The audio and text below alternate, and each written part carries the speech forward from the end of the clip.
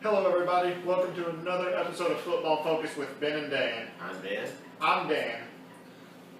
Last episode we talked to you guys about our fantasy sleeper picks, who we want on our bench and late in the fantasy rounds.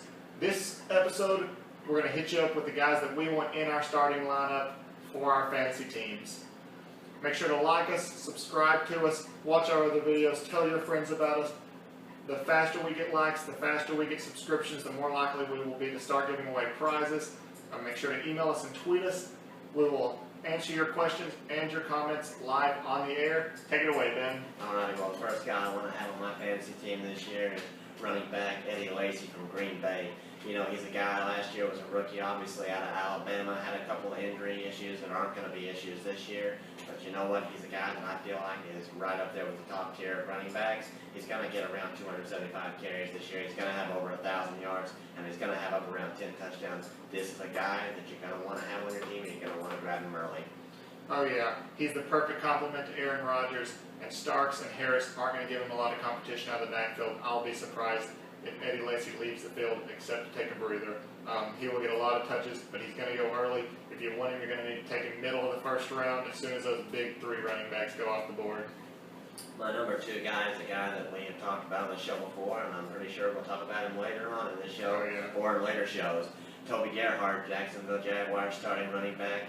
Like I said past week, he was the backup to Arian Peterson for 4 years. Now he is going to be the workhorse, the bell cow for this Jacksonville offense. He's a guy that I feel like has probably one of the highest ceilings of any of the running backs this season in fantasy football. Jordan Todman, Denard Robinson, those are guys that don't put the fear in the heart of defenses. He is a guy, Toby Gerhardt is a guy that is going to come out. He's going to have around possibly as many as 1,500 yards. That's a little high end, but he could lead the league in attempts, and he's going to have a lot of goal line touches, which could get that touchdown number up around 10, possibly more. I have a lot of love for Toby Gerhardt. I do too. If you miss out on those top tier RB1s, look for Toby. He's definitely right there, high end RB2, low end RB1. Could make a difference on your fantasy squad, and he won't have competition. We will be fighting each other for Toby Gerhardt on draft day. Definitely. My number three guy is Philip Rivers, obviously the quarterback for the San Diego Chargers. This is a guy that over the last couple of years before last year, he kind of started into a decline. A lot of people felt like his arm strength was coming down, his accuracy was garbage. You know, people felt like he was really coming into the later stages of his career, even at age like 31.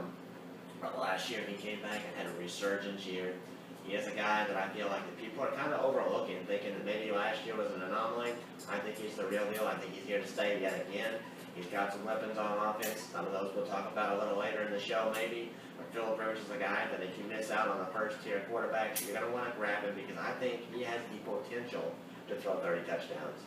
Oh yeah, I agree. I've always liked Philip Rivers, big arm, smart quarterback, and he is not losing any weapons. In fact, he will be getting them back. Malcolm Floyd should be coming back from his injury. Of course, he's still got Keenan Allen, the excellent rookie from last year, and even sleeper tight end Green that you're going to hear about a little bit later. Definitely. My number four guy, Emmanuel Sanders, Denver Broncos wide receiver.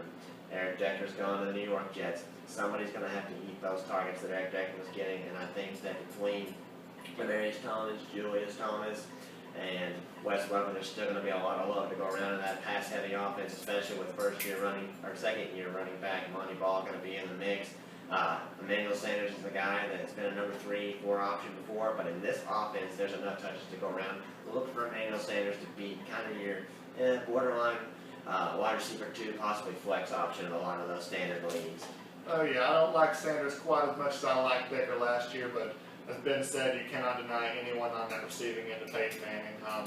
If you have a weak receiving core, Sanders would make a great wide receiver 3 or a high-end flex. My number 5 guy, I know we talked about this being guys that we want in our starting lineup. My number 5 guy, Ladarius Green, tight end, San Diego Chargers, is going to be a guy that towards the middle to end of the fantasy season, you're going to be glad that you took him. He is a guy that is going to overtake Antonio Gates as a starting tight end this season. He's going to put up more production. This guy is a playmaker. At 6'6", 240, he is built like Megatron, but he is a tight end. He can block. He can make the catches. He had a lot of catches of 20-plus yards last year, scored touchdowns. All but like one of his touchdowns was on a 20-yard plus play. This is a playmaker. He can goes to the seams, he can cross the field, he can do everything that you need your tight end to do, and he can put up a lot of fantasy points. Look for Phillip Rivers to become more comfortable with him this season. Oh yeah, Green's definitely a guy to take on your bench, but he won't be on your bench all year. Gates has been excellent his whole career in San Diego, but unfortunately every NFL player ages, and Green is the heir to Gates' throne. I really look for him to start taking over for sure by the end of this coming year. But let's get on to my guys. This is who I want on my team. My number one guy that I want, Arian Foster, running back of the Houston Texans. Now that may make some of you cringe out there. As you know, Foster was a high pick last year and went down to injury and never returned. However, if you look at his previous 2 years before that, he was a stud and a steal for anyone that can get their hands on him. I expect him to return to that form. He's had a long time to recover, and there's not a lot else down in Houston on offense. Andre Johnson might not even be there, but even if he is, I don't expect the Texans to throw it a lot with that quarterback situation, and there isn't a running back on the roster that even comes to close to Arian Foster. He will get a lot of carries. You know they try to run the ball when they get in the red zone, so he will continue to up his touchdown totals as well.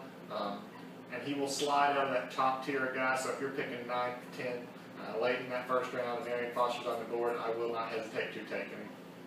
I agree. Arian Foster's a guy that, he's had almost an entire season to recover from his injuries.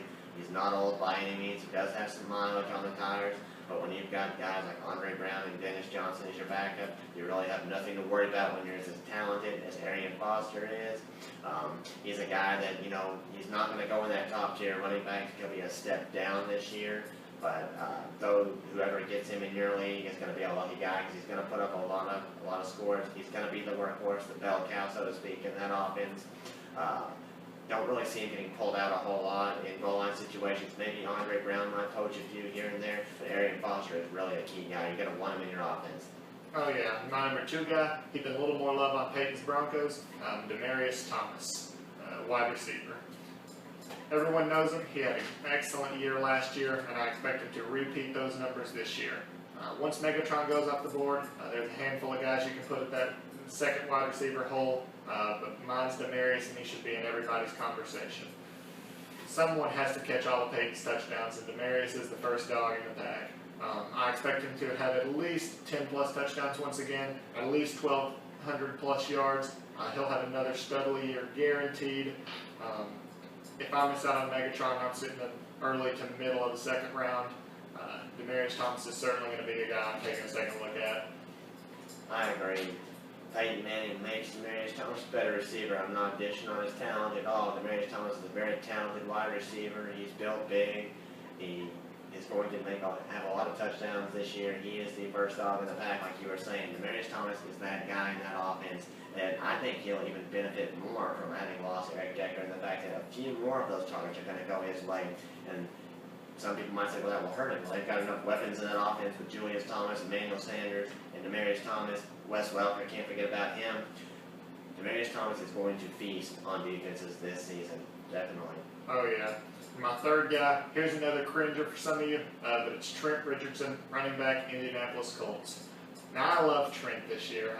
Everyone knows the debacle that went down last year. He got traded from Cleveland in a stunner, went down to Indianapolis to supposedly make him a Super Bowl contender, and then he kind of just rolled over and died, which is unfortunate. The Colts run a complicated scheme, and I think that had a lot to do with it. Trent was also uncomfortable with his trade. And while these could easily be seen as excuses to some, they could easily be factual to him. I expect him to have a humongous bounce back year now that he's had more than enough time to learn the playbook. Donald Brown has left the team, so there's really not a whole lot behind him. You're going to have Bradshaw back, but nonetheless, I expect Trent to be that bell cow, and they want him to be that bell cow. He is going to slide heavily too. He's a guy I think you can easily get in the 4th or 5th round, and as a RB2 or flex guy, but he could easily put back up those those RB1 numbers. You got to remember this guy was a first-round pick in fantasy last year and was a stud his rookie year. Definitely Trent's going to be someone I'm going for in those middle rounds. Well, here comes our first real disagreement on this show. Let me tell you, I didn't think that Trent Richardson was all that great his rookie year. Had a solid year, not great by any means. Didn't even have 1,000 yards. Did have the touchdowns, but the goal line coaches were there. But anyway, back to what I'm saying, I want nothing to do with this Colts running core at all. I don't think they block well in the running game. I don't think that Ahmad Bradshaw does a whole lot. Vic Ballard needs much. Trent Richardson is probably the best running back out of the bunch, probably the most talented, definitely the healthiest coming into this season. I don't like the Colts running backs. I don't like their running game in general. Not high on these guys at all, but he obviously has reason to believe that Trent Richardson's going to have a bounce back year. My fourth guy, Jordan Cameron, tight end, Cleveland Browns.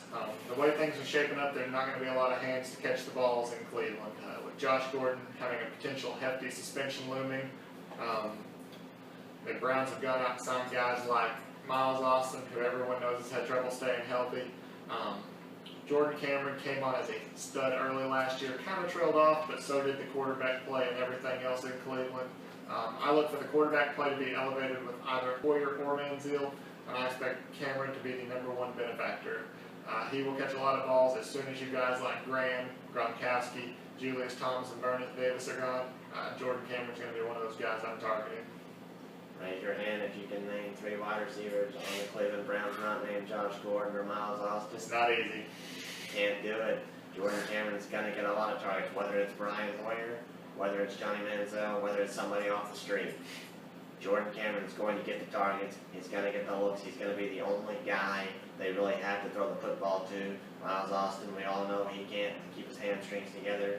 We also know Josh Gordon's probably going to miss at least half the season, probably the entire season, depending on what Roger Goodell decides to do there. They have nobody to throw the ball to but Jordan Cameron. Look for him to have a breakout year. Oh yeah, and my final guy, someone I've been heaping love on since he was drafted, Quartermaine Patterson, the wide receiver from the Minnesota Vikings. Quartermaine is fast, big, excellent hands. I love the guy, and he really started to catch on in the last 4 or 5 games of last season. Everyone saw the display he put on, especially in that snow game against the Baltimore Ravens. I expect him to be doing that on a game-to-game basis next year.